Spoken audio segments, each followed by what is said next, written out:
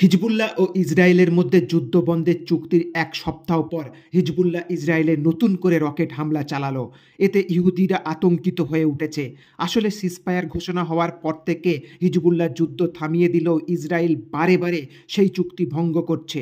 এখনও লেবাননের মাটিতে ইহুদি সেনারা হামলা চালাচ্ছে, বেরুতে বিমান হামলা চালাচ্ছে। ইসরায়েলি সেনারা লেবাননের যে লেতানি নদী পর্যন্ত পৌঁছেছিল সেখান থেকে পিছু হটে তাদের সীমান্তে ফেরার কথা ছিল, এখনও তারা করেনি। উল্টে যেসব লেবানিজরা ঘরে ফিরছে তাদের উপর হামলা চালাচ্ছে। এতে হিজবুল্লাহ বিরক্ত হয়ে রকেট হামলা চালায় এবং তারা বলে এই রকেট হামলা চুক্তি ভঙ্গের জবাব হিসেবে দেওয়া হলো। এরপরও যদি ইহুদি সেনা আক্রমণ করে বা তাদের সঙ্গে গেম খেলার চেষ্টা করে তবে হিজবুল্লাহ সমস্ত শক্তি দিয়ে যুদ্ধে ফিরবে। বিদেশি মিডিয়াও ইসরায়েলকে সমালোচনা করছে। CNN এর খবরেও দেখা যাচ্ছে তাদের সঞ্চালিকা বলছেন ইসরায়েল 100 বারের উপর সিজফায়ার লঙ্ঘন